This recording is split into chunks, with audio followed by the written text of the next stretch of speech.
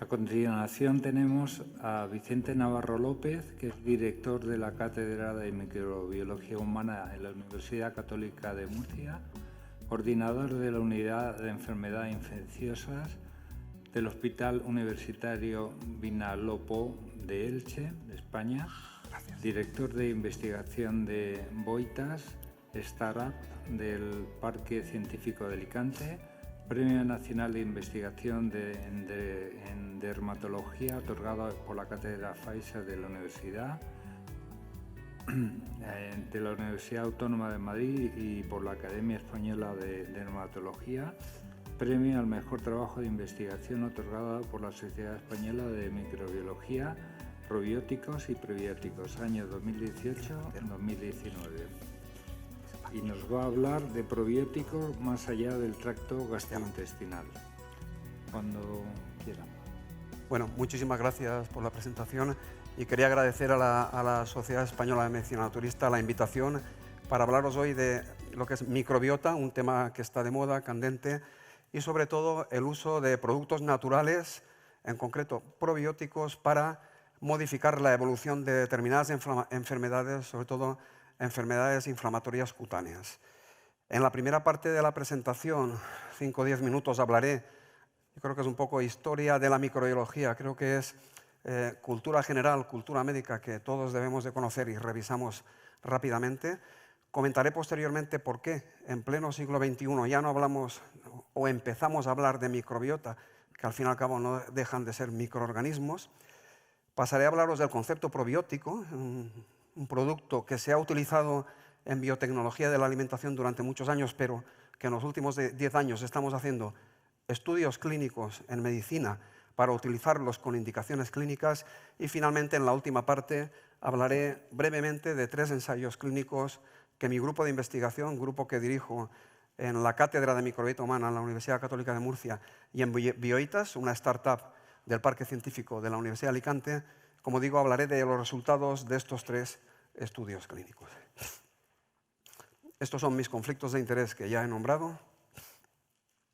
Y bueno, como comentaba, es importante para saber dónde estamos conocer un poco la historia de la microbiología. La microbiología es una de las últimas ciencias que se incorpora a la medicina y por un hecho muy concreto. No fue hasta finales del siglo XVII cuando disponemos de un artilugio, en concreto un microscopio, para poder ver esos organismos microscópicos. Fue en Holanda donde había gran innovación a nivel de desarrollo de lentes, donde Leeuwenhoek inventa el microscopio, y en los 200 años siguientes al invento del microscopio tenemos la clasificación taxonómica que realmente conocemos a día de hoy, la clasificación de todos los microorganismos patógenos y no patógenos que hemos conocido hasta finales del siglo XX. Hitos importantes de este desarrollo microbiológico fue estos 2 señores, Louis Pasteur y Robert Koch, son los primeros, y fue 200 años después de conocer los microorganismos, fueron los primeros que asociaron microorganismo con enfermedad. Hasta ese momento no se sabía que eran capaces de provocar enfermedad.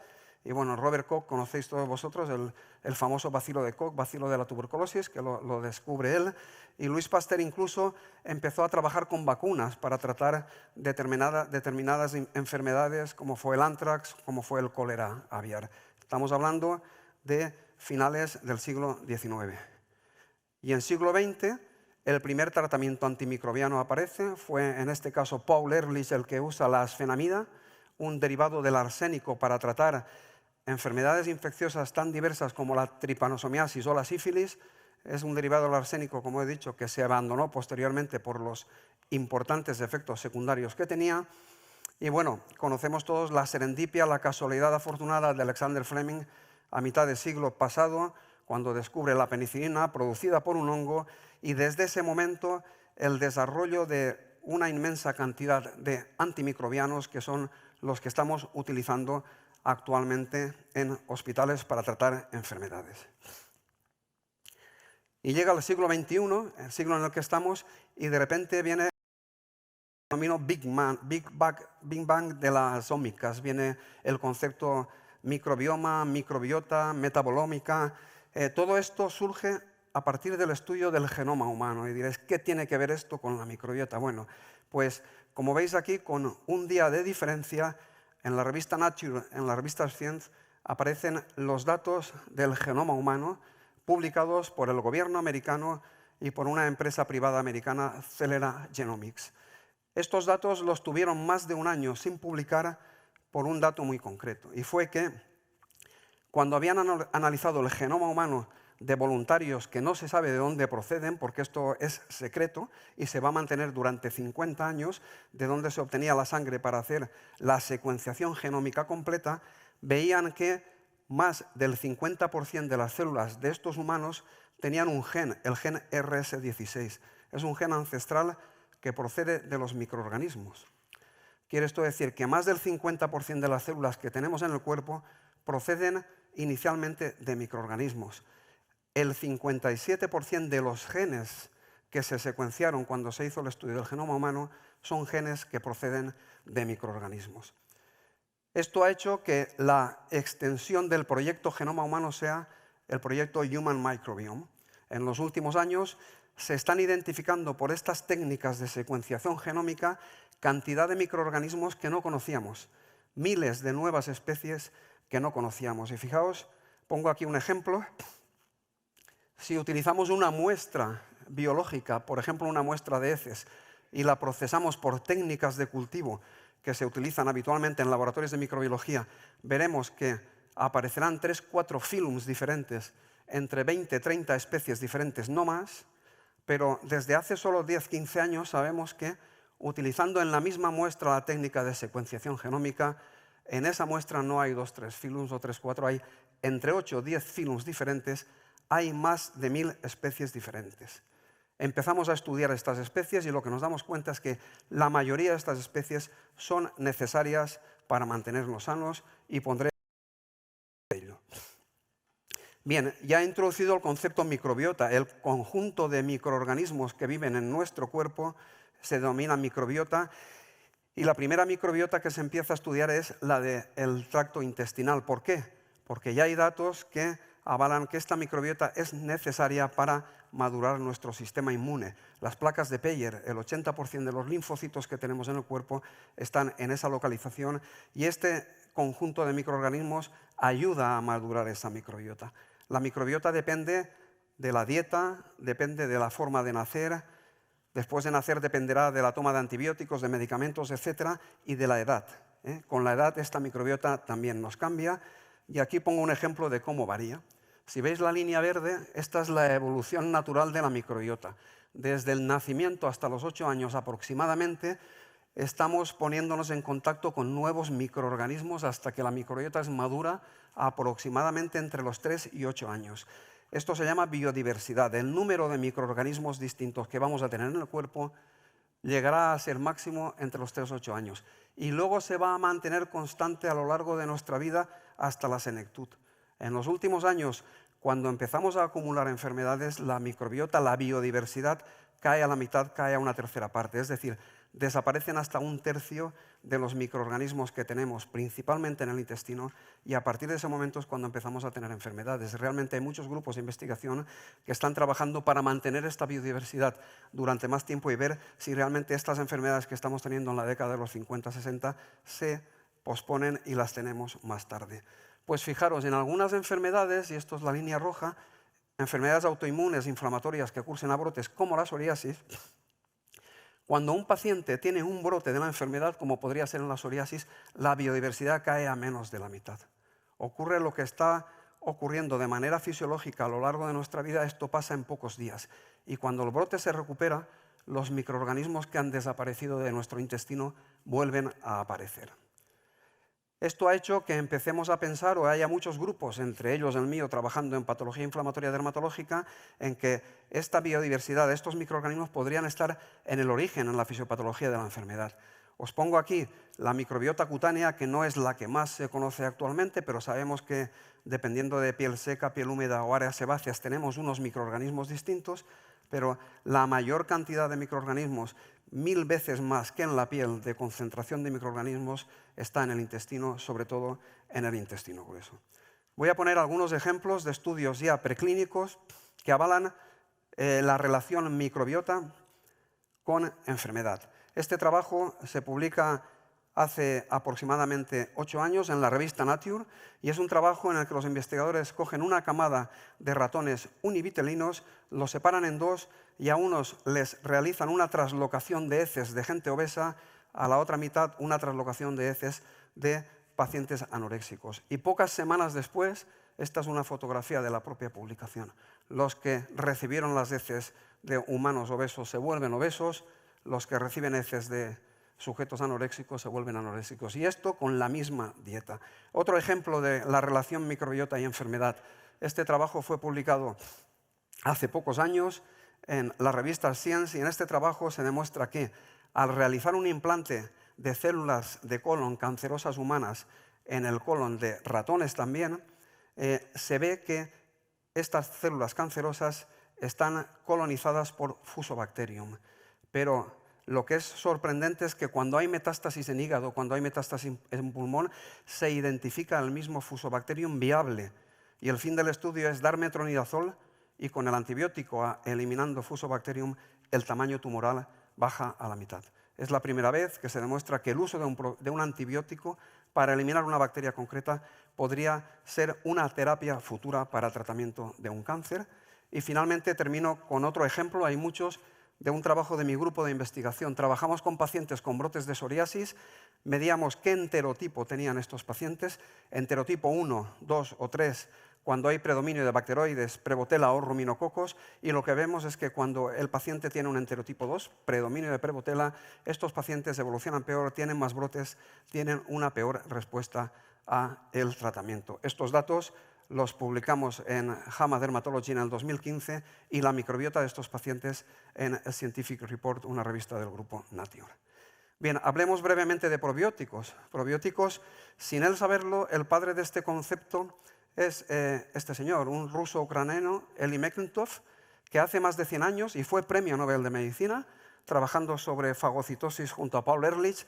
Pues este señor en sus charlas los últimos años era casi abucheado, él no era médico, era microbiólogo, y decía, señores, si quieren ustedes preservar su salud, consuman muchas bacterias en la dieta, y lo que pone en negrita en la última línea, en la última frase, perdón, y en un pedestal deberían de estar entre estas bacterias los bacilos lácticos, lo que conocemos como lactobacilos, que son un probiótico. ¿Por qué decía esto este señor? Por una observación. En la zona donde nació, en el Cáucaso, había un grupo de población importante que se alimentaba y consumía más del 50% del consumo energético que tomaba en la dieta era a base de leche fermentada con lactobacilos, lo que ahora conocemos como kéfir. Bien, pues esta población, más de un 5% de ella vivía más de 100 años. Él atribuía a que este consumo dietético estaba relacionado con una mayor supervivencia. Actualmente la definición de probióticos la conocéis todos, microorganismos vivos que cuando se administran en cantidad suficiente tienen efectos beneficiosos para la salud. Es un concepto, una definición muy de biotecnología de los alimentos, definición de la OMS, por eso se ha utilizado en muchos alimentos, en encurtidos, embutidos, cerveza, vinos. Los que conocemos actualmente, la mayoría son de la especie o género, perdón, lactobacilos y bifidobacterias, pero hay probióticos que son levaduras, por ejemplo, Clubiromyces marcianus, que es una levadura que produce lactasa. Realmente se ha comentado en la charla anterior. Meterle un gen a una bacteria y utilizar lo que produce ese gen, lo que codifica que es lactasa. Esta levadura lo hace de manera natural, se puede consumir, podemos consumir una bacteria que produzca lactasa. Y luego dentro de Escherichia coli, conocéis que es un germen patógeno, Escherichia coli enterotoxigénico puede producir enfermedad, pero hay una cepa que varía un 0,5% en el genoma del Escherichia coli enterotoxigénico, se llama Escherichia coli nisei y hace más de 50 años que se utiliza para tratar diarreas. Bien, se están utilizando prácticamente en cualquier etapa de la vida, incluso en el embarazo. Podría haber indicación de probióticos en dermatitis atópica, sobre todo, y con estos mecanismos que empezamos a conocer. Muy importante, sabemos que estos probióticos, estos microorganismos, que no dejan de ser parte de la microbiota, son capaces de fermentar la fibra que tomamos y producir ácidos grasos de cadena corta. Esto es esencial para mantener la permeabilidad intestinal para que no tengamos translocación bacteriana de origen intestinal. Son capaces de producir mucina, de aumentar la secreción de IgA en las células mucosas, capaces de producir bactericinas, no dejan de ser antibióticos para eliminar otras bacterias, y estudios in vitro demuestran su efecto inmunomodulador. Incluso en los últimos años se ha dicho o se ha demostrado que más del 80% de la serotonina que tenemos en el cuerpo la producen estos microorganismos en el intestino. Bien, ¿y por qué trabajar en patología inflamatoria cutánea? Voy a comentar simplemente 5 preceptos que son los que hizo que en mi grupo, que hemos sido prácticamente el primero que trabajamos en estudios de intervención con probióticos en enfermedad cutánea, cuáles eran los datos que avalaban esta posibilidad. Primero, intestino y piel son las dos superficies que nos separan del exterior, que nos defienden del exterior, y en ese exterior están los microorganismos. Sabemos desde hace más de 100 años que hay una conexión intestino-piel. Muchas patologías cutáneas, y pongo ejemplo la rosácea, la psoriasis, se acompañan de patología digestiva. La enfermedad de Crohn es 3 veces más prevalente en psoriasis que en población general, en pacientes con psoriasis que en población general. Ya he comentado lo de los ácidos grasos de cadena corta, esencial para evitar el fenómeno de translocación bacteriana de origen intestinal. Es un fenómeno por el cual la activación inmunológica de las placas de Peyer hace que se destruyan muchas bacterias en el intestino, y esas bacterias, resto de ellas no viables, pasan a la sangre. Eso es la causa de esa inflamación sistémica de bajo grado que tienen algunas enfermedades inflamatorias, incluso sujetos sanos a lo largo de su vida. Este fenómeno de translocación bacteriana de bajo grado también lo podemos tener. La activación o el efecto regulador de los TH17 y linfocitos T reguladores está demostrado en estudios in vitro.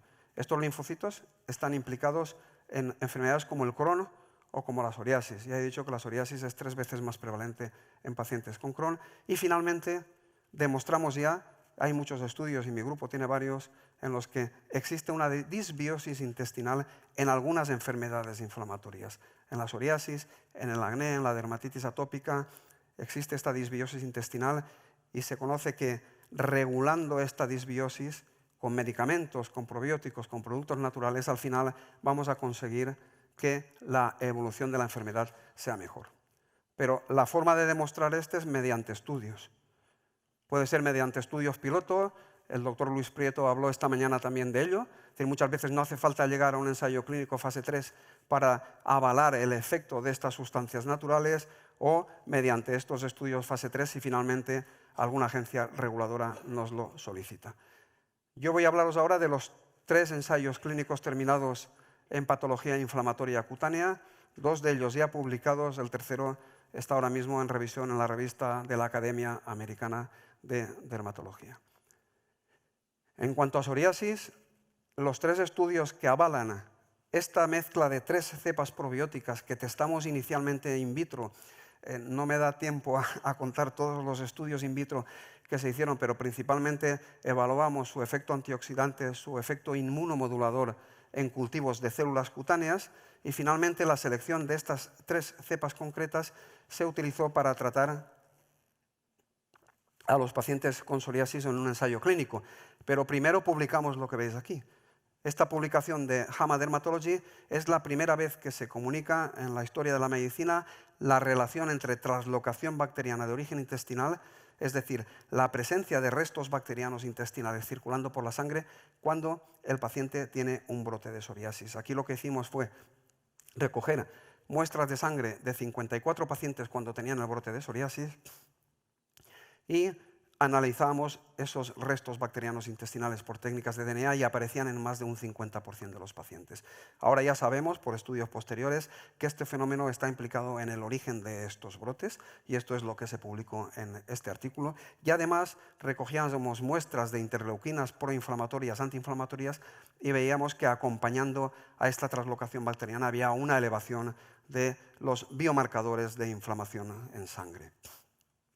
Posteriormente, en el año 2018, en Scientific Report, es una revista del grupo Nature, publicamos la microbiota de los pacientes que incluimos en un ensayo clínico, 80 pacientes, y aquí demostramos que los pacientes con psoriasis tienen una disbiosis severa, tienen una alteración de la microbiota intestinal muy importante. Es la enfermedad inflamatoria que he estudiado, y hemos estudiado muchas en mi grupo, que más disbiosis tiene, y finalmente lo que hicimos fue intervenir sobre esa disbiosis. Ahí lo que veíamos principalmente es que Faecalibacterium es una bacteria clave.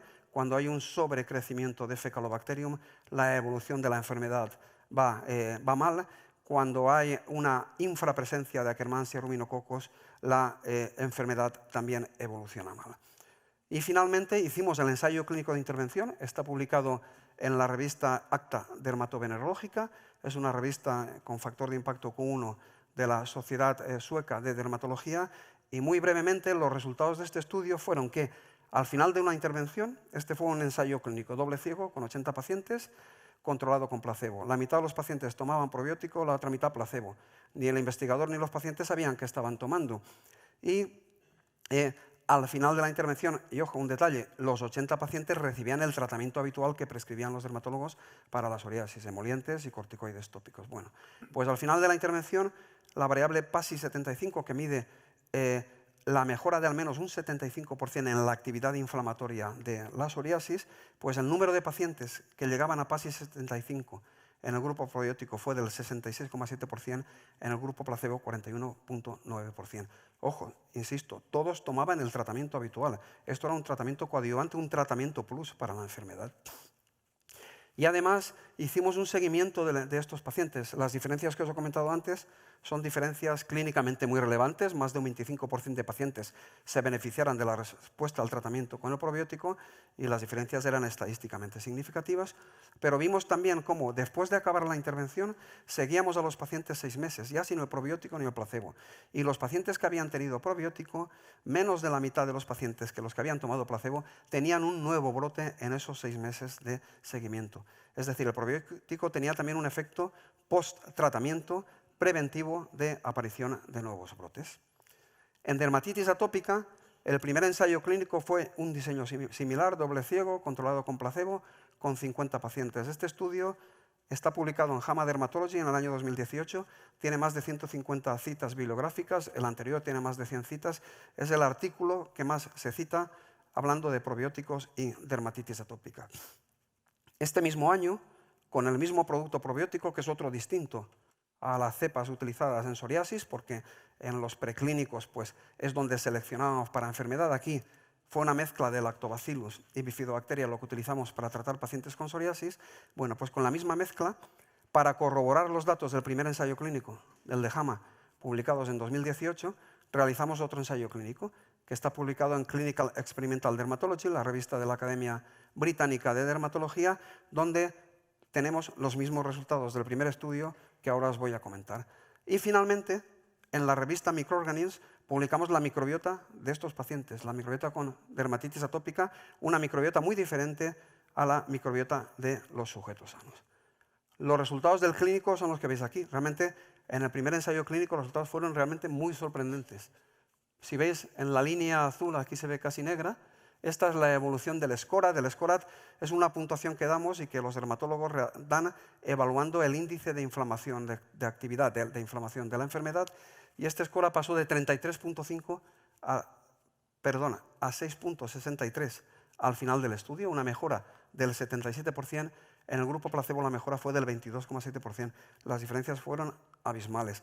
Y los pacientes se trataban con el tratamiento habitual también en los dos grupos. Y luego, casi más importante que eso, es ver el uso acumulado de corticoides tópicos. Hasta mitad del estudio, las dos líneas van paralelas. Prácticamente los dos grupos estaban utilizando la misma cantidad de corticoide para tratar la enfermedad. Pero a partir de mitad del estudio, a partir de semana 6, y ahora sabemos que es cuando empieza a cambiar la microbiota intestinal, el grupo probiótico dejó de usar corticoides. Es decir, en la segunda mitad del estudio, realmente estábamos comparando, en esta segunda mitad, uso de probiótico frente a uso de placebo. Y en esa segunda mitad todavía era más eficaz, la respuesta al tratamiento era mayor en el grupo probiótico. Iban separándose las curvas del SCORAT. Por lo tanto, podemos decir que después de una fase de inducción con probiótico, en esta segunda mitad, un producto probiótico está siendo más eficaz que el corticoide tópico para tratar la dermatitis atópica. En cuanto a la microbiota, de nuevo Faecalibacterium aparece con mayor presencia y es el germen que tiene una correlación positiva significativa con la mala evolución de la enfermedad.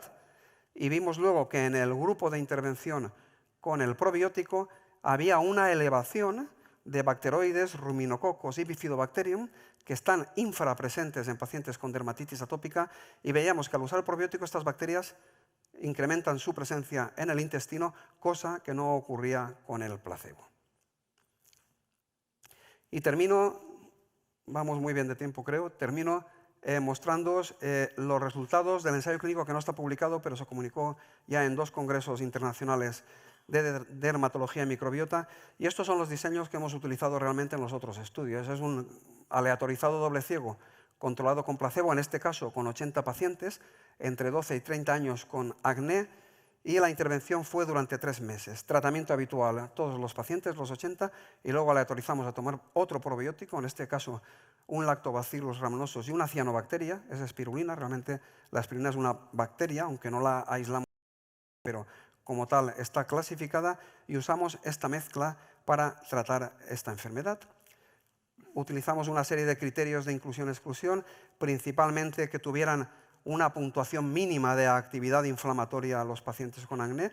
En concreto, el AGSS es la variable, el score que se mide para medir la actividad inflamatoria, aparte del número de lesiones que tienen los pacientes, y como criterios de exclusión, muy rápidamente, que no tomaran previamente antibióticos o probióticos. ¿Por qué? Porque vamos a medir la microbiota de estos pacientes y son sustancias que pueden modificar la microbiota intestinal. Como queremos analizarlos, no podían haber estado tomando en las semanas o meses previos estos productos.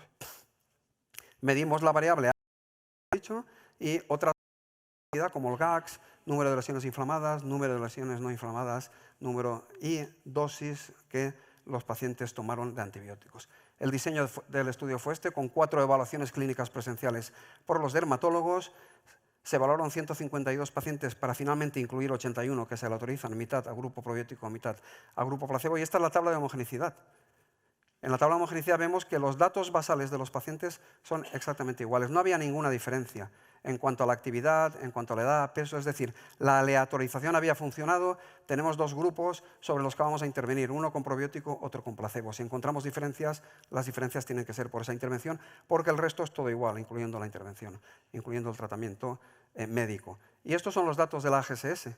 Al final del estudio vemos que el porcentaje de pacientes que mejoran al menos en una categoría la actividad inflamatoria es del 50% en el grupo probiótico, 20 de 40, del 29% en el grupo placebo, diferencias que llegaron a la significación estadística y clínicamente relevantes. Y en cuanto al número de lesiones, vemos que el número total de lesiones al final había diferencias a favor del probiótico que llegaban a la casi significación estadística, una P de 0.06. En lesiones no inflamadas se llegaba a la significación estadística, no en la de lesiones inflamadas. Y este dato, bueno, había...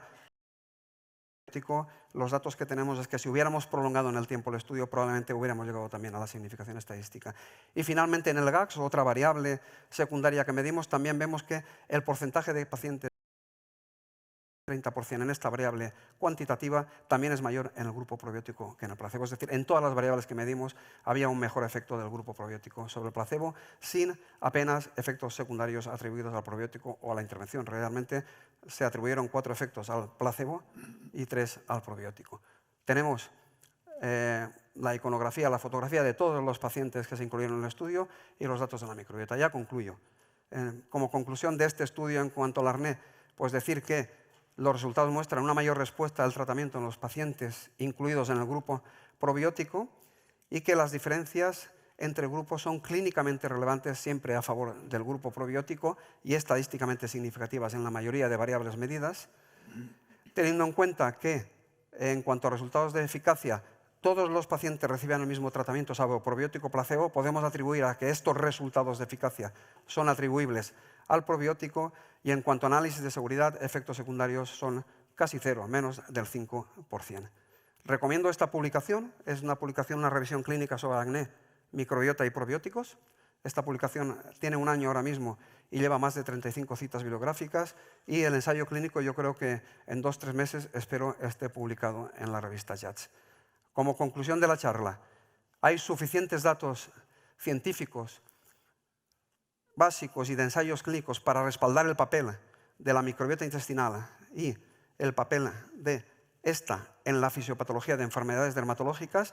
Está claro que se necesitan más investigaciones, utilizando las mismas cepas, documentando en nuevos ensayos clínicos que estas cepas funcionan para estas enfermedades concretas. Estamos trabajando en otras enfermedades como alopecia areata, como rosácea. No tengo los resultados todavía, pero ya adelanto que en enfermedad inflamatoria creo que pueden funcionar muchas de estas bacterias.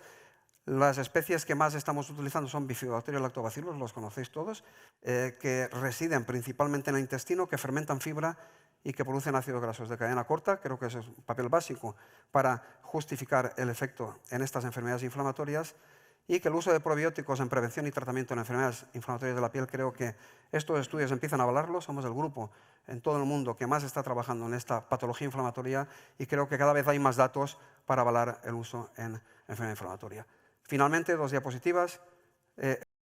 Desde hace 2 años, ¿qué cepas probióticas se podrían utilizar para tratar determinadas enfermedades inflamatorias cutáneas? La mayoría de estudios son de mi grupo, luego, como veréis en las referencias, pero este trabajo se publicó hace 2 años y ya termino. Mi grupo de investigación está en la OCAM, como he dicho. Esta es una fotografía de hace 4 o 5 años ya. A día de hoy hay 11 tesis doctorales en marcha trabajando en microbiota, patología inflamatoria. Han terminado ya 6. Y en el Centro Bioitas, en el Parque Científico de la Universidad de Alicante, en colaboración con la cátedra de la UCAM, es donde estamos realizando todos estos trabajos. Mis datos, por si queréis consultar cualquier cosa. Muchas gracias y cualquier duda luego ya la contesto.